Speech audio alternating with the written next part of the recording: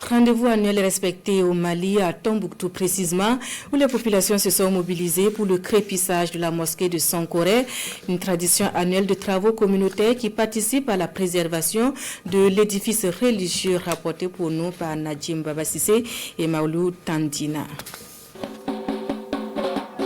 Après le crépissage de la mosquée de Djingareber, à l'occasion de son 700e anniversaire, célébré le 12 octobre dernier, c'est au tour de la mosquée de Sankoré de bénéficier des travaux d'entretien menés par la population sous la houlette de la confrérie traditionnelle des maçons de Tombouctou.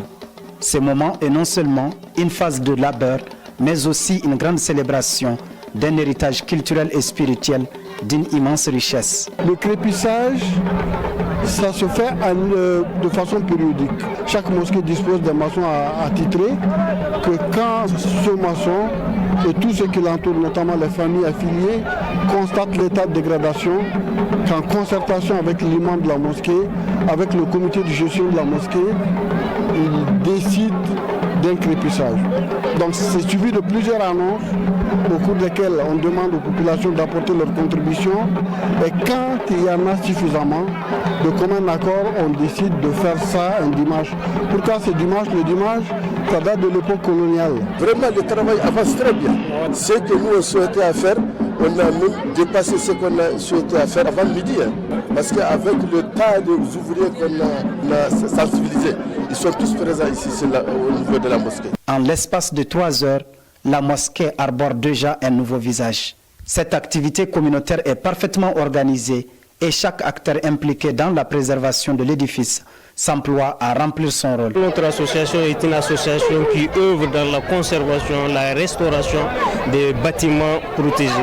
Donc c'est une occasion pour nous d'apporter notre soutien, notre apport aux travaux pour la réussite. La mobilisation est saluée par les responsables du lieu de culte. Les femmes, les jeunes, les vieux, la corporation des maçons et l'ensemble des jeunes de Tombouctou sont avec nous.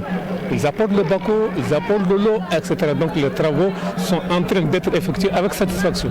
Édifiée entre 1325 et 1433, cette majestueuse infrastructure architecturale aura été construite par une femme restée anonyme. La mosquée a été édifiée par une femme venue de Mauritanie, précisément de Walata, et qui a consacré une partie de sa fortune à l'édification de cette mosquée sur cette place. Vous voyez, c'est juché sur une sorte de promontoire, sur une élévation.